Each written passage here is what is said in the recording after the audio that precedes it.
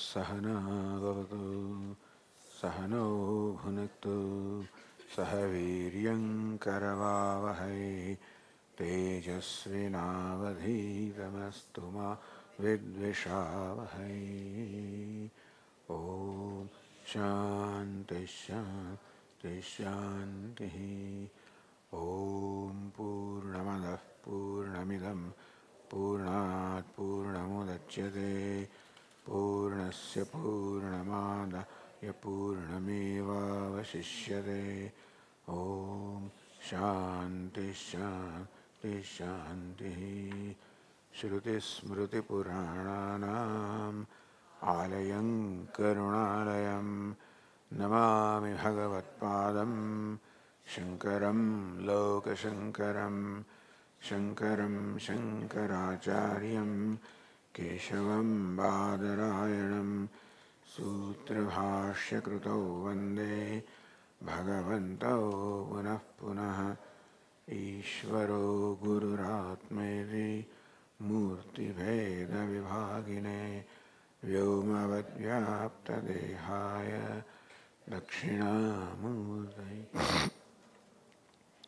Om Bhadram Karne Vishnuyama Devaha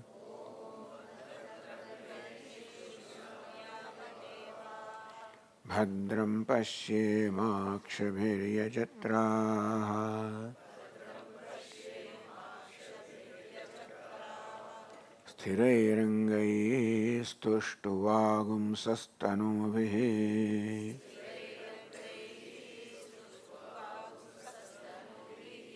Vyashema Devahitam Yadayuhu Swastina Indro Vruddhashravaha Swastinah Pusha Vishwavedaha Swastinastarksho Arishtanemihi Swastino Bruhaspatir Dadhatu. Om Shanti Shanti Shanti.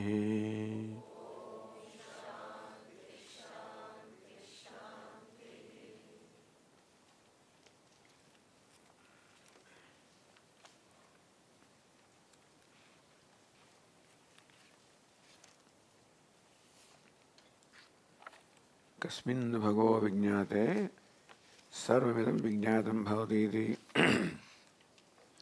O Venerable Sir, what is it knowing which all this as well becomes known? And the teacher is unfolding how there is a self of the whole universe, knowing which the whole universe would be known. But if I know the self of the whole universe, if it does not include me, then still I do not know everything. Knowing Ishvara as everything is wonderful, but as long as that Ishvara is thought to be different from me, so long the knowledge does not include everything. Therefore,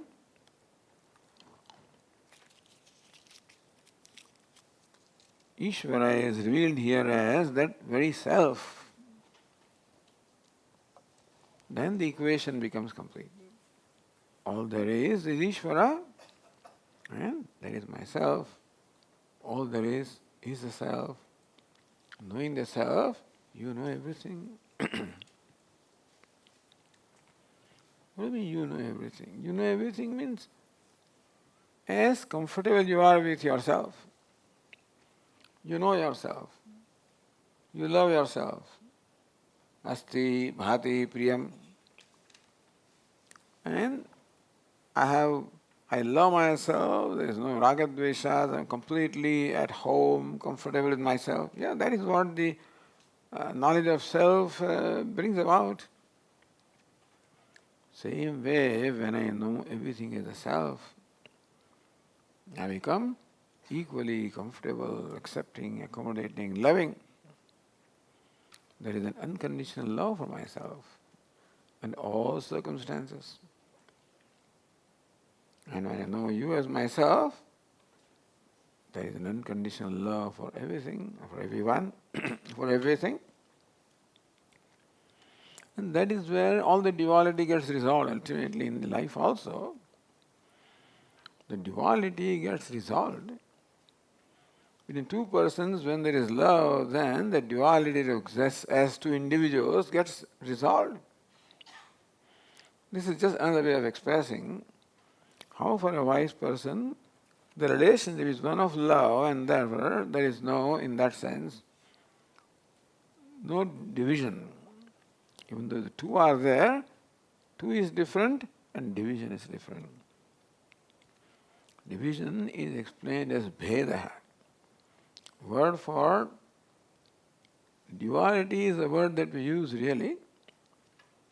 But in Sanskrit the word would be bheda. What is bheda? Anyonya abhava bheda. Anyonya, mutual exclusion, is called bheda. So what we mean by duality with which we are suffering is not just the difference between the two. It is a mutual exclusion, meaning that when I confront you, if I am strongly feeling that I am an individual self, so and so, then in that I you do not have any place. Meaning that I exclude you. This is what automatically happens. I don't need to do that.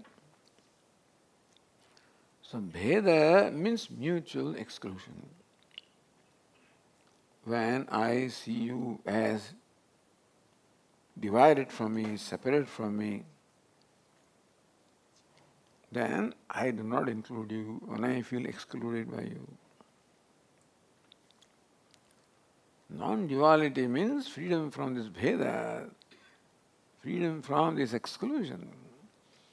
I do not exclude anything, nor do I feel excluded by anything. Just imagine this. How would that be?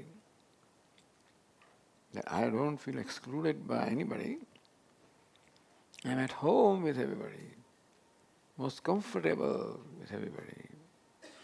That is where there is joy or ananda.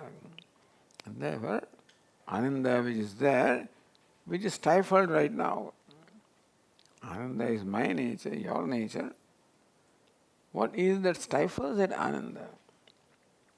That doesn't allow it to become, to flower, to blossom, to manifest,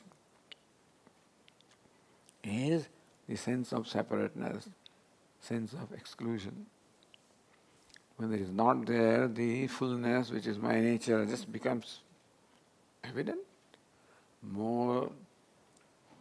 Less the division is, more the manifestation of my true nature.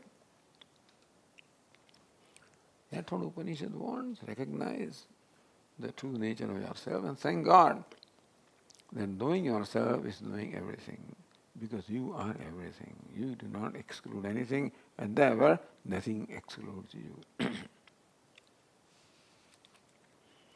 Now continuing,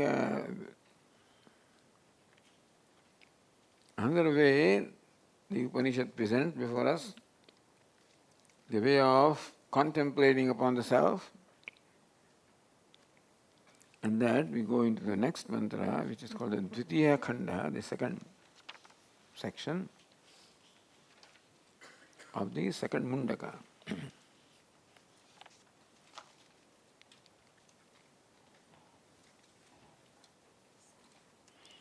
Avihi sannihitam guhacharan nama mahatpadam atretat samarpitam ejat pranat nimisaccha yadetat janatha satasadvaranyam param vijnanat yadvarishtham prajana.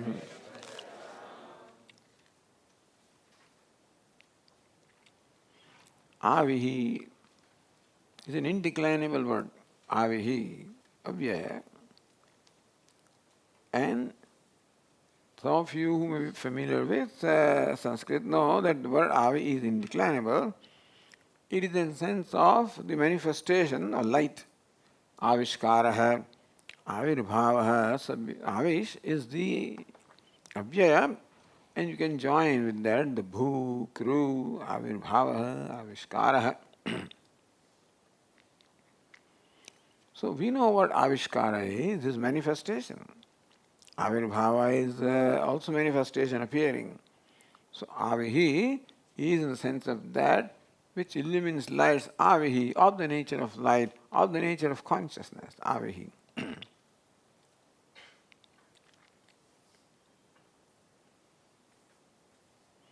Sannihitam is in the great proximity, sannihita. So this truth, Brahman of the self, which is avihi, which is of the nature of consciousness, is sannihitam, is close at hand. How close it is? It is your own self. Guhacharam. Guha means a cave. Guhacharam, one who goes from one cave to the other. You know, there are some, like the monkeys. So, Anjaneya Hanumanji says, who am I? I'm just a Shakha Mruga. I'm an animal that goes from one branch to the other. So this Atma goes from one cave to the other. Guhacharan Nama, Darshana, Shramana, Manana, Vijnanadi, Upadi Dharmehi. So now he is a seer, then he is a hearer, then he is a thinker, or now I am a seer, thinker, hearer, knower, doer, enjoyer. Then that's when I or the Atma is the guha, the cave of seeing, he becomes seer. From another cave he goes, becomes hearer. From one cave, so when he goes to cave of the organs of perception, namely the eyes, becomes seer. Goes to another cave, organ of hearing, becomes hearer. A third cave, organ of speech, becomes a speaker. So it's a very beautiful way of expressing how Guhacharan Nama, moving, in the guha, in the heart, or from one cave to the other, assuming different roles. Prananeva prana bhavati vadanvak pashyan chakshuhu, Upanishad says. It keeps on changing identifications. When the self identifies with prana, the act of breathing becomes a living being, becomes a breather. Vadanvak, when he identifies with the organ of speech, becomes a speaker. Pashyan chakshuhu, when he identifies with the organ of seeing, becomes a seer. How he keeps changing his forms, changing the roles, as though from one costume to the other, from one role to the other, from one place to the other, from one cave to the other. Guhacharam Nama. And where is he? Sannihitam, close. It's your very self. It's close in the heart. How close? In fact, not separate from you at all.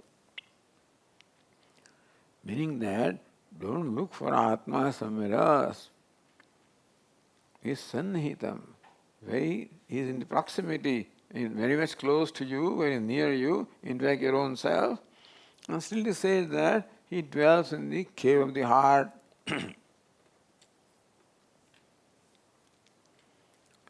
Mahatpadam. Padam. So Padaniyam, that which is to be reached is called Pada here. The goal. Mahatpadam, the great goal. So Atma is the great goal that every creature is always seeking to achieve or reach. If you look at our mind, we find that the mind is constantly striving to become something, striving to gain something, striving to know something. Mind is constantly active. It wants to know something, wants to reach somewhere, wants to become something. When not satisfied with what I am, I want to become something else, something bigger, something better. I want to be happier than what I am, bigger than what I am, better than what I am. In that sense, as though constantly active. So, guhacharam nama mahat padam. In fact, itself is the padam, the goal. Don't seek for a goal other than yourself. I am constantly seeking for a padam or a goal, thinking that what I am seeking is different from me, and I am struggling to become something all different from what I am. Being dissatisfied with the way I am right now, or I think I am right now. I want to become better, bigger, different from what I am. This process of becoming is constantly going on because of the dissatisfaction with what I am right now. Says, no, Mahat Padam. Hey, you are the very Padam. You are the very great goal that you are seeking.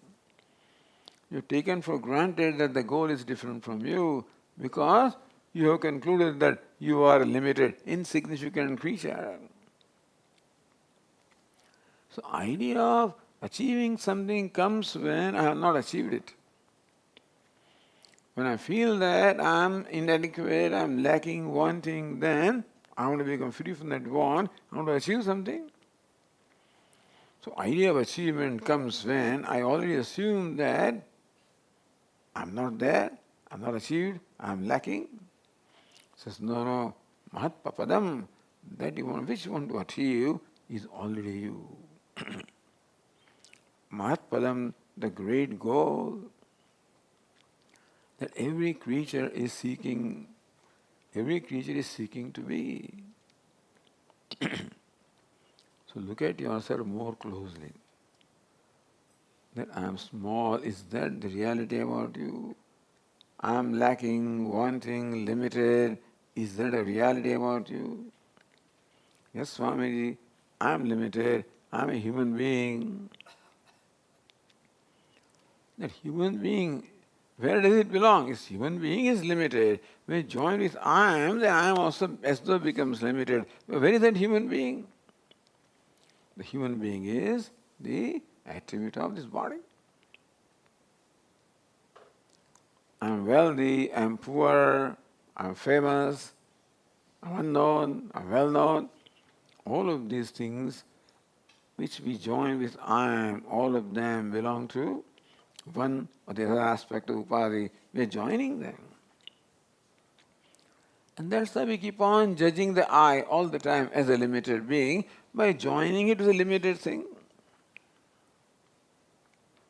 But look at I am as you are, without joining with anything. Mahatpadam, then you find that I am has no boundary at all. The human being has boundary, my doctor has a boundary, my king has a boundary, emperor has a boundary, however great I am still bound. I am is formless, boundless, Mahatpadam, and the word drop off what you are not. Give the identification from which all these ideas of limitedness arise. Avihi sannihitam guhacharam nama. Nama has no meaning, it's just a vakyan or alankar, it's just an ornament.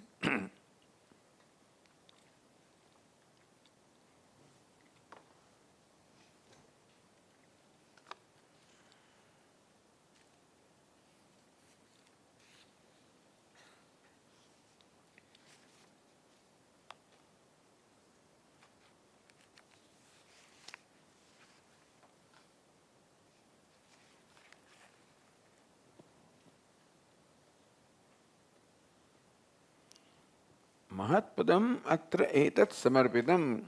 Now another dimension of the Atma is being stated here. Atra etat samarpitam, where all this is samarpitam, where all of this is fixed, which is a very like the navel of the entire universe. So like the whole wheel is all fixed with the hub, so also the whole self is the very hub in which the whole universe is fixed. So what does that hub do? What does the axle do? The axle provides the very movement to the wheel. Axle supports the wheel. Therefore, axle provides the satta and sphurti. Satta means provides the very existence to the wheel. Sphurti, the very movement to the wheel. And so also you are like axle, which provides the satta and sphurti to the whole universe. Atra brahmani etatsam samirpitam rasanavayo araha. Just as in the hub of a wheel, all the spokes are fixed also, you are like the hub of the wheel of the universe. The whole universe is fixed into you. You are the one that sustains the whole universe and that gives movement to the whole universe. So what? This doesn't excite us. We hear this, all right, so what? But it's a big deal, the Upanishad is giving us another dimension of ourselves. I am not this small little thing that I think I am. Yes, when I am identified with the body, I am a small little entity, but who am I by myself? You are the very hub or the very axle of the whole universe, in which just as upon the hub the wheel is fixed with the spokes, and so also the whole wheel of the universe is fixed upon Brahman, which is what you are.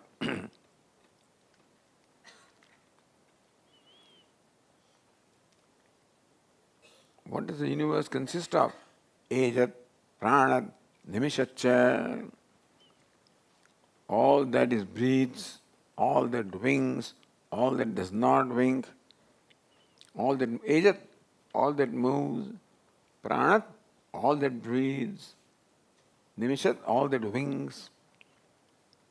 Meaning all the living beings, sentient and insentient, whatever there is, the universe consisting of all of this is in fact sustained in you.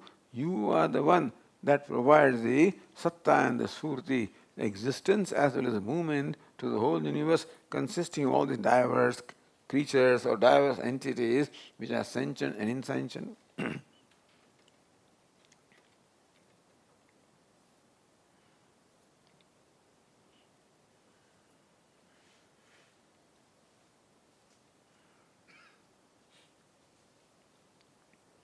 So the teacher says here,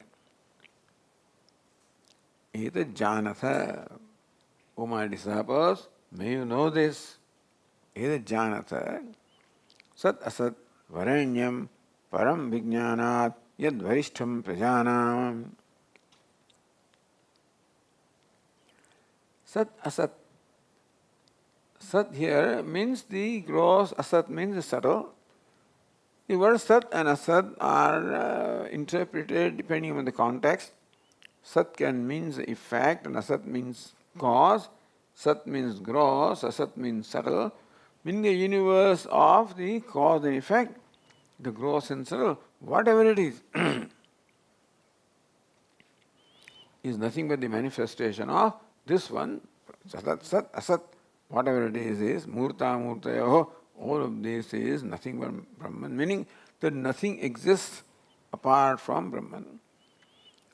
Brahman can be simplified as asti, bhati, priyam, and whatever it is enjoys existence, enjoys the manifestation of consciousness, everything is dear or attractive, and thus this universe of the wheel of the universe is sustained by asti, bhati, priyam, Sachit Ananda, which is Brahman or the Self. Varanyam, Varaniyam. So that which is the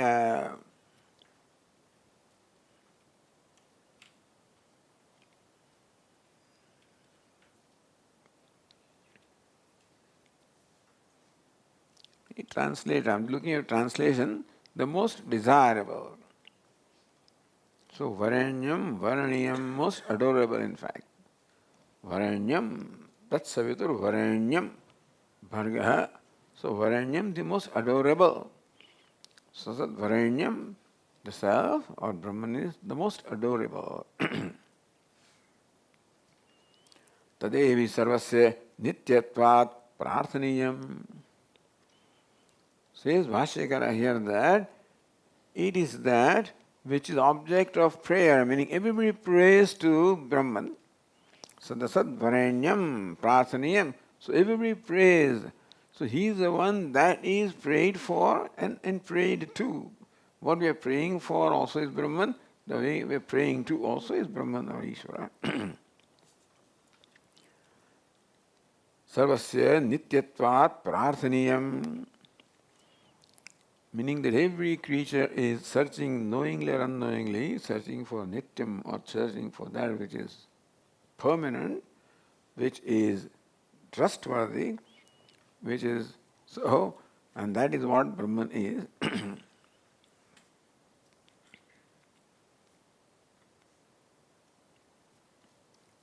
Param vijnanad varishtham prajanam. So, prajanat vijnanat varishtham.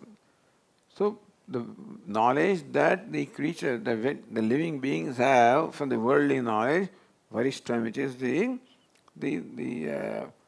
greatest, and so param, be greater than the knowledge, that ordinary knowledge that we have, meaning it is a knowledge which is conscious, eliminating all this knowledge. And which is the knowledge which goes behind all the knowledge.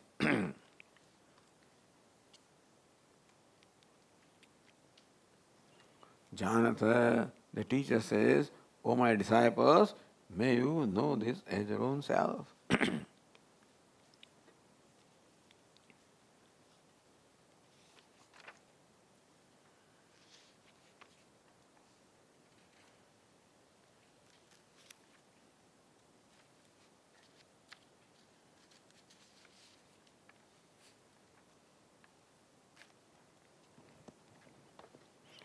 This Upanishad also is well known.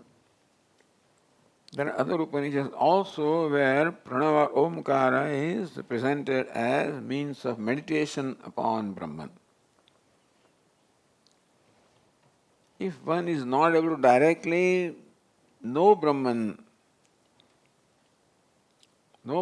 as a reality which is my own self, then that is what we call the bhakti or the bhavana. You meditate upon Brahman. So means a stage before the knowledge is called bhakti or the bhavana. That you have this attitude, you have this drashti or, that everything is Ishvara. The ideal is that you know that everything is Ishvara, but suppose that does not happen to you, then the stage before that is that may you have this attitude, what is Ishvara? What that would mean is not just the words, but if it is Ishvara, then what would I do? What is my relationship with Ishvara? That I am a devotee and he is the one that is worshipped. If the whole universe is Ishvara and then I have the attitude that is Ishvara, then it will become worshipful for me.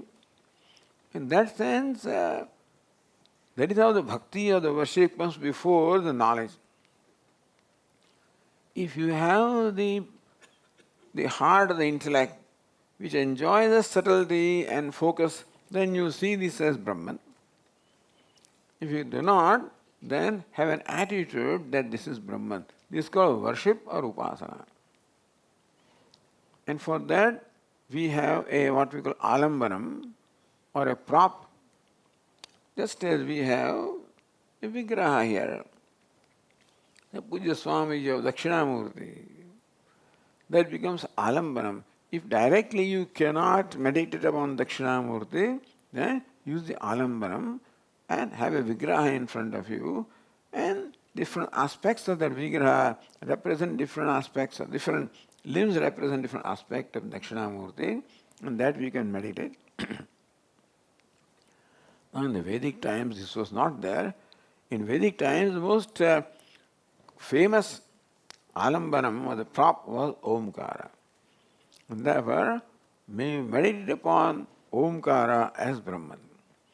Those days, Omkara was very famous because children grew in the Vedic culture with Om Tat Savitur Varanya. Omkara was always there. Every mantra begins with that. Yo Vedadu Swarah Prokta Vedante Cha Pratishtitah.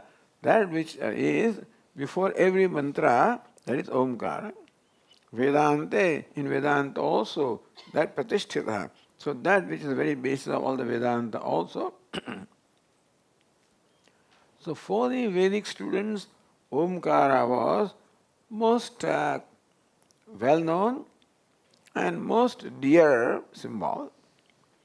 Omkara can be a pratika, which is like a symbol upon which you can meditate. Omkara also is a name, in fact, which means Brahman, but here Omkara is taken as a pratika upon which we meditate as it is Brahman. So here we are presented with what upasana or meditation, where Omkara or Pranava is presented as the alambanam, as the very prop for meditating, which helps you to ultimately know Brahman, because that meditation prepares your mind for the knowledge of Brahman. In fact, Omkara or Pranava is the most effective. Kathopanishad describes that as the most effective alambanam. Etad alambanam shreshtam, etad alambanam param. That alambanam, that support, that prop is the most exalted, it is the most superior. So several Upanishads present Pranava Omkara as the alambanam for meditation, just as a vigraha becomes alambanam for meditation upon that particular devata. In the Vedic times, we didn't have any murti, etc. But Omkara, this was alambanam. Other sounds are also there, bija mantras are there. Of them, Omkara was the most famous and most revered. So Omkara is presented. How do you use Omkara for meditation? So that's what the next mantra says here.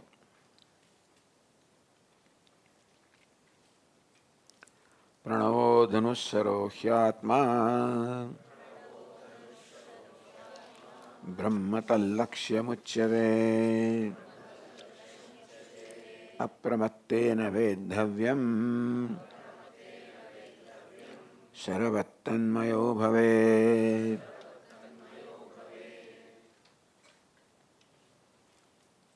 So here is the allegory of an archer. An archer is shooting a target with an arrow. So archer places the arrow upon the bow, directs that bow at the goal and shoots. So this is the process that is used here for shooting the goal, which is Brahman.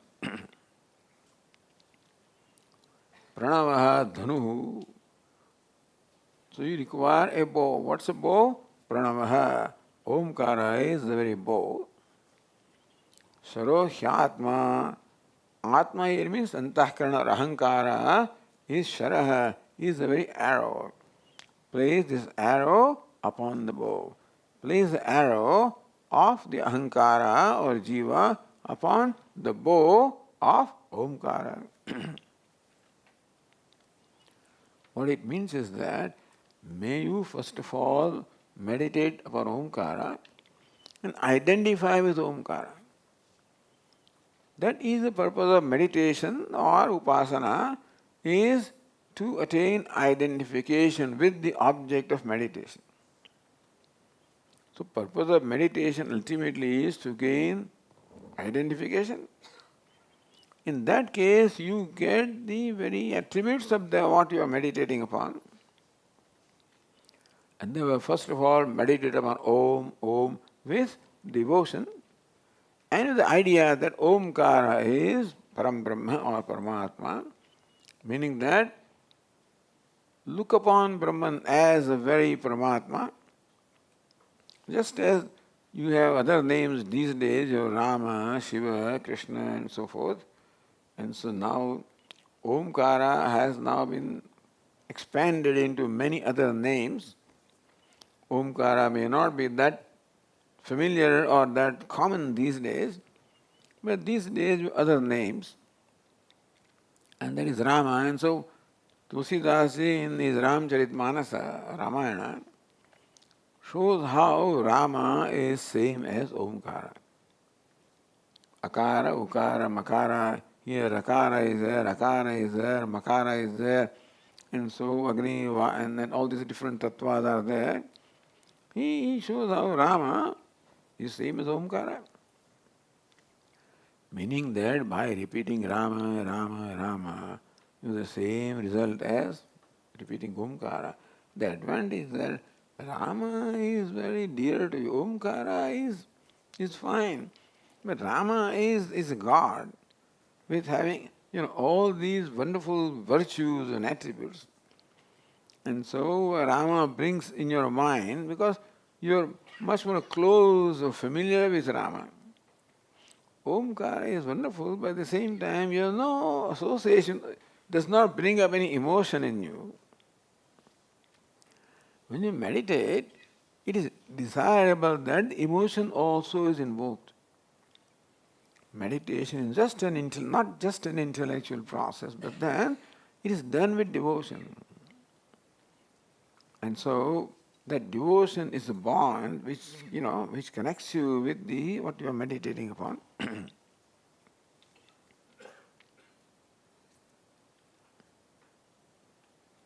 Says Ramana Maharshi,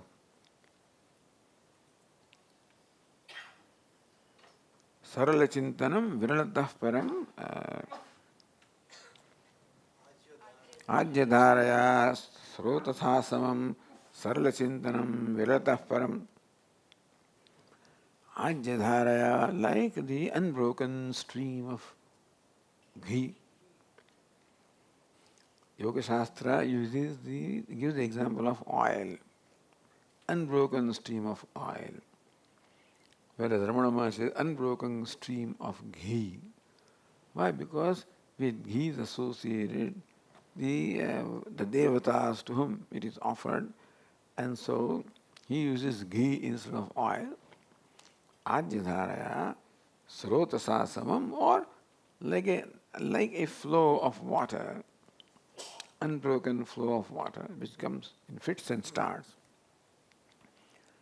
Sarala Chintanam Viralatah Param, when that Chintanam becomes Saralam, becomes uninterrupted, is better than interrupted thinking. And so meditation is presented as a means for preparing the mind for knowledge. The meditation gives the ekagrata or focus to the mind. And it is hoped that when you are meditating upon your Ishtadevata with devotion. The Ishtadevata also invokes the devotion in you, and therefore thinking or meditating upon Ishtadevata is done with devotion. That is the reason why it becomes easier for your mind to focus your mind. And that way we get the practice of focusing the mind. Meditation helps us in concentration of the mind. Karma Yoga is for purification of mind, and Dhyana Yoga is for the focus or concentration of mind. Each one can do the other also. Here is presented Omkara or Pranava as the means for focusing the mind upon Brahman. So just as we have Pratima, we have a symbol, similarly you may have a name, and here it is a mantra or the name called Pranava. which is like a stepping stone, which is like a pole vault, using which you can, cross a 6 feet barrier. You cannot jump from the ground to 5 feet or 6 feet. So use that pole, old pole, with the help of which you raise yourself, drop that pole, and cross. So similarly, a mantra such as Omkara or any other pratima or other means that we have is like that pole which you use for lifting yourself from the ground and then drop it. So whether it is Dakshinamurti, whether it is Lord Krishna, it is Lord Rama, Shiva or Pranava, because there is association with this, that invokes a feeling from you. It invokes the devotion from you. And the devotion enables the mind to be fixed or focused upon that. So it's not just mechanical repetition, which how it was in those days, by the way. We do not find much mention of bhakti or devotion in the Upanishads. Anyway, that's between myself and himself. But we are adding that point here.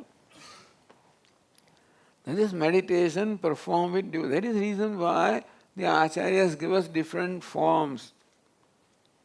They gave us different, because different incarnations were there, and then those incarnations had their, so their glories were there, greatness was sung in the Puranas, and so you have a complete background of those.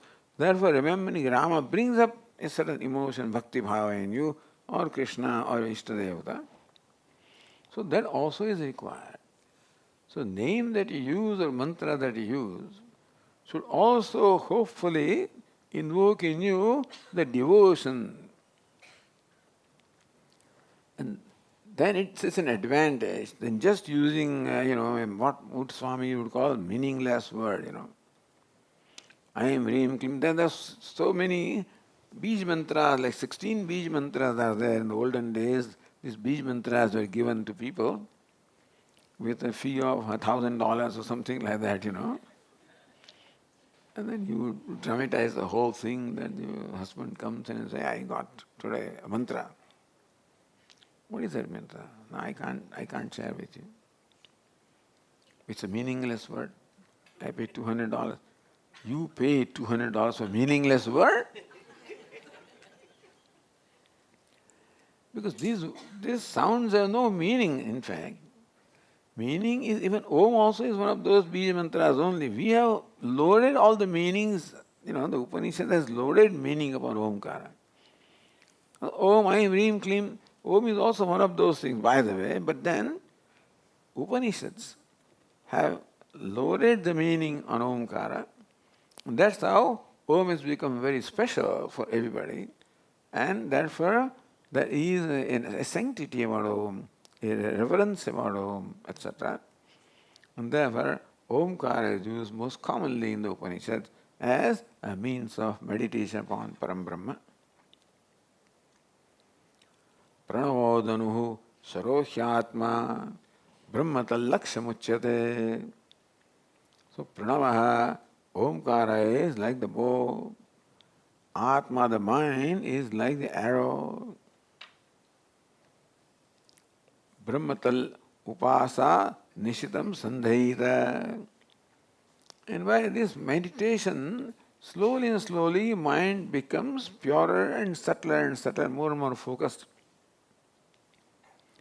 So, the earlier mantra was not included, which says that this arrow must be also sharpened. If the arrow is blunt, then even if it hits the target, it will fall down. It must remain one with the target, Sharavattanmayo bhave. The arrow should become one with the target, and that is so when the arrow is well sharpened. And so, by this meditation, upasa nishidam sandhaita, upasa nishidam, by constantly meditating, repeating Omkara, your mind also becomes like a sharpened arrow.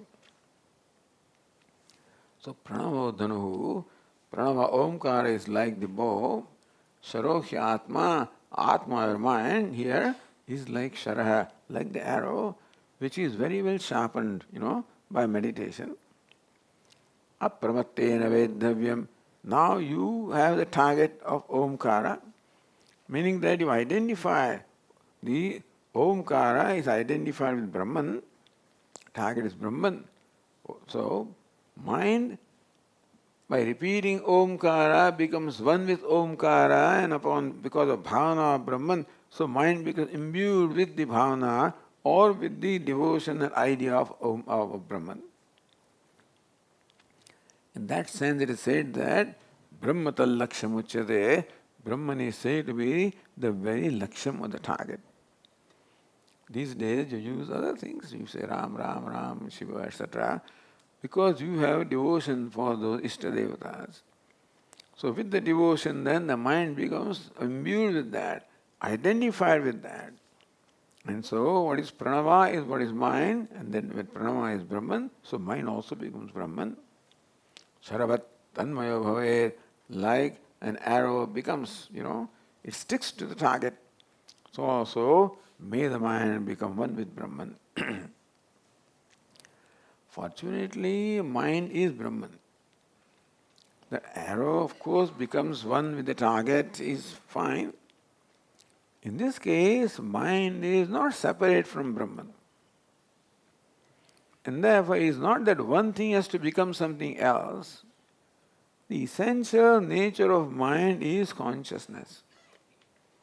Consciousness alone identified with a given thought or given name and form, as last night we said, one consciousness alone assumes various forms. With aham vritti, it becomes very subject. With the name and form, it becomes the object. Idam vritti, it becomes a knowledge. One consciousness alone, in fact, so shines or manifests in all these different forms. Therefore, our mind, ourself, is not different from Omkara. It is Omkara, not different from Brahman, it is Brahman. And therefore it is easy to meditate that I am Brahman. In that I am whatever other elements are there, which are the limited elements, recognizing that they arise from the association or identification with the body or the mind, I let go. Meaning that I do not give any importance to that anymore. This belongs to body. This belongs to mind. This is this. I am not that. So since the essential nature of Atma or even the mind happens to be Brahman, all that is necessary is to let go of what is the upadhi amsha in that. Therefore, pranavodanuhu sharohyatma brahmatal lakshamuchyate. Brahman is the target, and target is not something different. Here, the arrow and target are different, but in this case, the Brahman is a very essential nature. Therefore, apramattena vedhavyam, and so may you meditate upon the identity of the mind or jiva and Brahman. What is jiva? Brahman with his upadhi. And they were meditated, I am Brahman, I am Brahman. What about the I am man? That belongs to the body. But I am happy belongs to the mind. I am so and so belongs to this aspect of upadhi. So we keep dropping this identification and recognize that this I, asti, bhati, priyam is the essential nature of mind, unchanging nature. Everything else is incidental, coming and going. This is the essential nature of mind. And that I want to see myself as essentially what I am. There are many incidental factors such as body, etc., are associated, because of which I look upon myself as a limited being.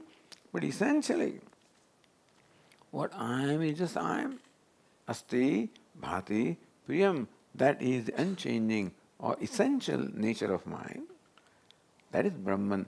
Omkara, that is what Omkara is. That Omkara is Brahman, Asti, Bhati, Priyam.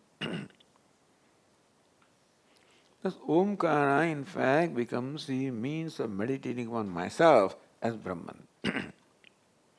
So I first identify with Omkara, Omkara identified with Brahman. So that's how I identify with Brahman. Sarvat tanmayo bhavet. Then you discover a total identification with Brahman. Just as arrow becomes one with the target, in this case, because you are Brahman, you don't have to become Brahman. There is a travel involved, maybe from one location to the other. There is no travel involved here. If it is, there is a travel from Adhyaropa to Adhishthanam or letting go. This Adhyaropa Apavada Prakriya, as Vedanta explains, already Adhyaropa superimposition is there, Apavada, letting go of what you are not. And so, letting go of what the other notions are arising from identification of body mind, let go. Recognize that all you are is simple asti, existence you are, simple consciousness you are, that is Brahman. This requires vairagya. To let go the identification of the body or the mind, to create that distance and to be able to objective that yes, I am the witness of the body, I am the witness of the mind, and therefore I am separate from this, I am just a witness. And even the nature of witness also is just consciousness. That requires objectivity. That requires being objective with this body as much as I am with the other body. My relation with this body is not different from my relation with other bodies also. Just as I am not that body, so also I am not this one, because I am equally a witness of this. And so that witness, the consciousness, is the essential nature of mind, which is without any boundary, is boundless consciousness, therefore it is Brahman. Sarvat tanmayo bhavet, when you become one or identified with consciousness, with Brahman, that is your true nature.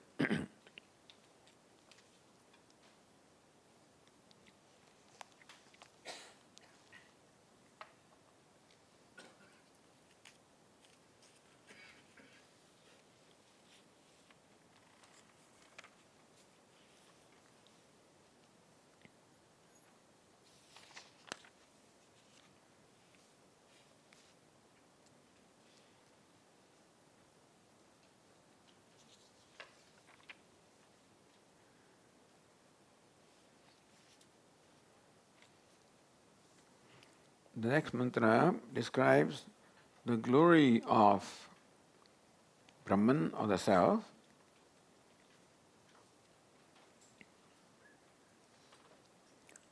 Yas sarvajñas sarvavita yasyaisha mahima bhuve divye brahmapure sheshaha vyomnyatma pratisthitaha. Vyomanyatma or vyomnyatma, both will be all right.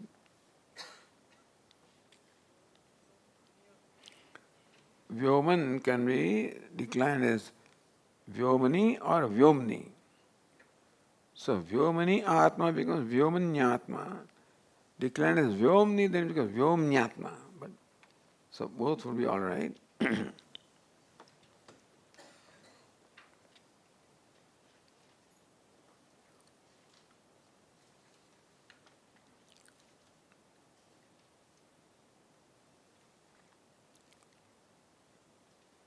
Esha Atma, that. So Atma, that self. Yes, Sarvajna, who is omniscient. Sarvavit. So Sarvajna, Sarvam Janati iti Sarvajna, Sarvam Veti iti Sarvavit. Grammatically, Sarvajna and Sarvavit, the meanings are not different. So Sarvajna Janati. And so the Jna Dhatu also means to know and Vid Dhatu also means to know. So how do you distinguish the meaning? So says Sarvajna, Sarvan who knows everything in general and who knows everything in particular. For example, this pot. One knowledge about the pot is that it is clay. That's all the Vedantins are interested in. What is one thing in which everything becomes known? Know the clay, the upadana karanam, the material cause, and all the effects are as well known. Yeah, but Swami, what is the volume of this part? What's the weight of this part? Vedanta is insignificant, it's not important. What is important, this is clay.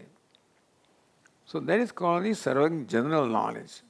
But one who knows also what is the weight of the part, what is the volume of the part, every other aspect about the part. Who made the part, when was it made, what is the weight, what's the value.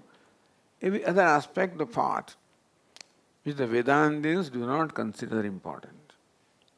But Ishvara, the creator, the pot maker, has to know everything. Therefore, Ishvara, who has created the universe, knows everything in general, Sarvagna, as well as everything in particular. Means he knows in and out of everything. He knows what's out there, he knows what is going on inside also. So when we are thinking, we think that we are alone. Nobody knows what I am thinking. Nobody knows what I am planning. Nobody knows what I am scheming. But then everything is known because all of that is illuminated by the consciousness, and therefore Sarvavit, Ishvara, who is consciousness, illuminates every knowledge, and therefore he knows in particular everything. Sarvagnya, he knows everything in general and he knows everything in particular. All we need to become Sarvagnya is know everything in general. Only Ishvara can be Sarvavit. A wise person also is called Sarvagnya, by the way. Wise person also is called omniscient. Wise person also is said to know everything. In which way? He knows everything in general, that this is Brahman. What is your weight? He would not know. What is your height? He would not know. That you are Brahman. That's the essential nature. And so, there is Sarvagnya. But Ishvara cannot afford to be just limited to that knowledge because he has to create, sustain, and he has to preserve and do everything. Therefore, he has Sarvavit, he has the knowledge of everything in general and everything in particular. Like a pot maker must know not only clay, but know everything about pot to make it.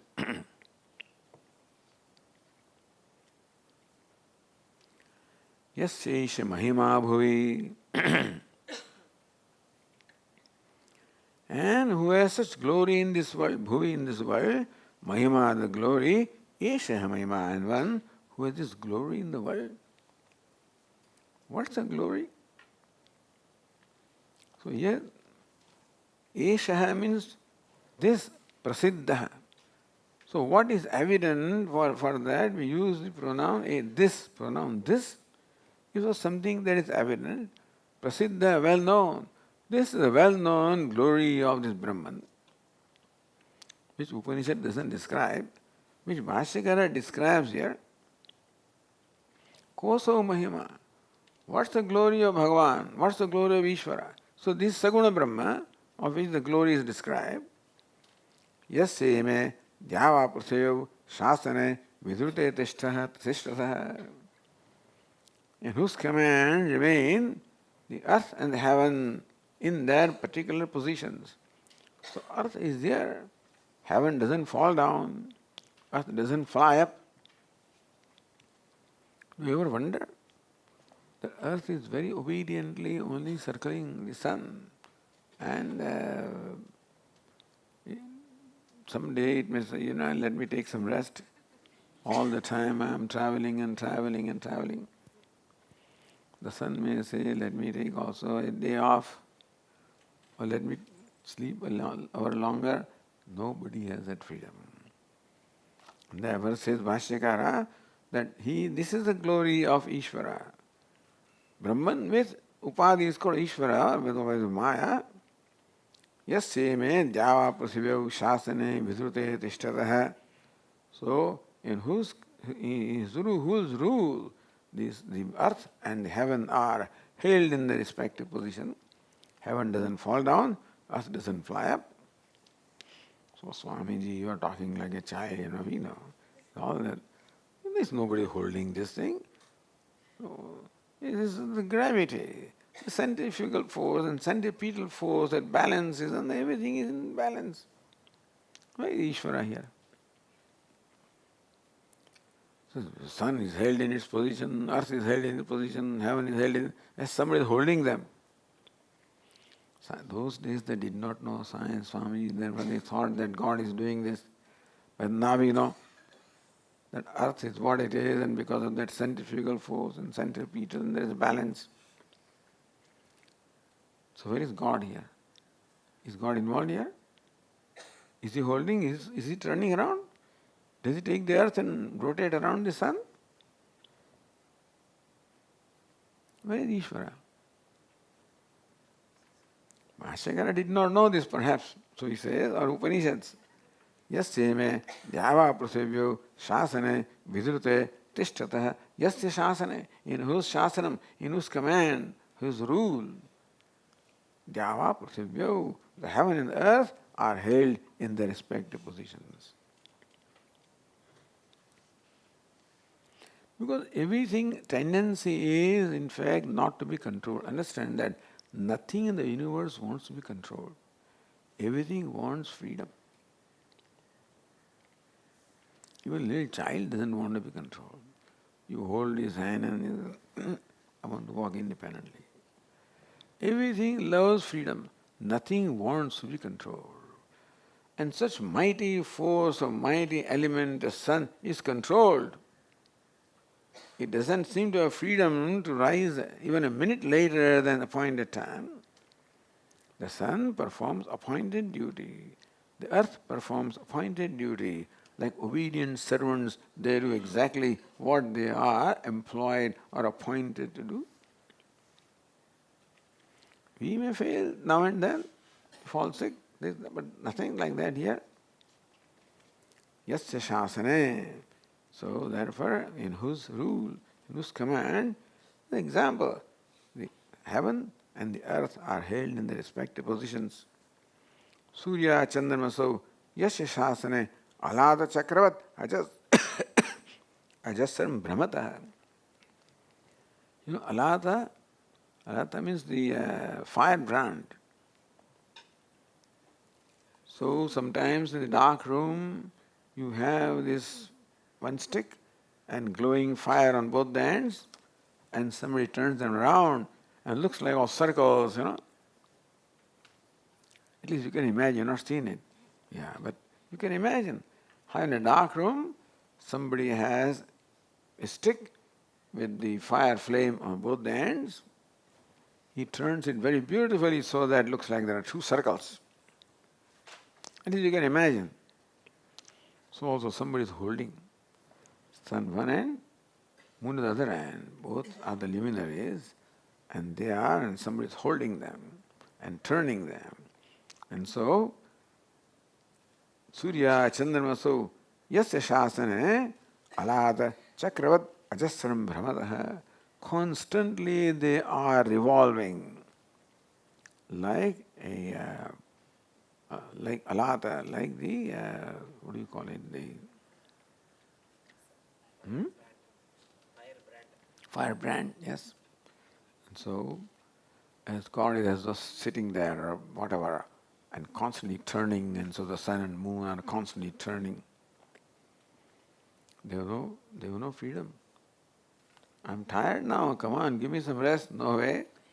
So the sun and moon are performing their duties as though they are the obedient servant. This is how Bhashyakara is describing the glory of the Lord, that He is omnipotent. He is all-powerful. Sarvajna, He is all-knowing. Unless you know the sun and moon, then you cannot control them. To rule somebody or something, you must know. The knowledge of that entity is required to rule. Otherwise, they'll slowly, like our Mughal kings, sitting in Delhi, and they send their, what do you call them, the ministers or whatever in remote places. Afterwards, they became king, independent. All these fellows also became, because this fellow could not rule them. For them to do what you want them, to be obedient, you must control them, you must be powerful. And so today's government is powerful, and therefore nobody can do anything that they want. Anyway, that's besides the point. But Ishvara is the most powerful ruler, and therefore all these forces also have no freedom. And so this is how Bhashyakara describes their glory. Yes, Sarvajñah, Sarvit, Yasyesha Mahima Bhuvi, the one who is all-knowing in general, all-knowing in particular, whose glory is very evident in the universe. We'll continue our discussion. Om Purnamadah Purnamidam Purnat Purnamudachyate Purnasya Purnamadaya Purnamevavasishyate. Om Shanti Shanti Shanti. Shankaram Shankaracharyam Keshavam Badarayanam Sutrabhashyakritau Vande Bhagavantau Punah Punah. Ishvaro Gururatmedi Murti Bheda Vibhagine Vyomavadvyapta Dehaya Dakshina Murtaye Namah. Om Shanti Shanti. Hari Om. Shri Gurubhyo Namaha. Hari Om.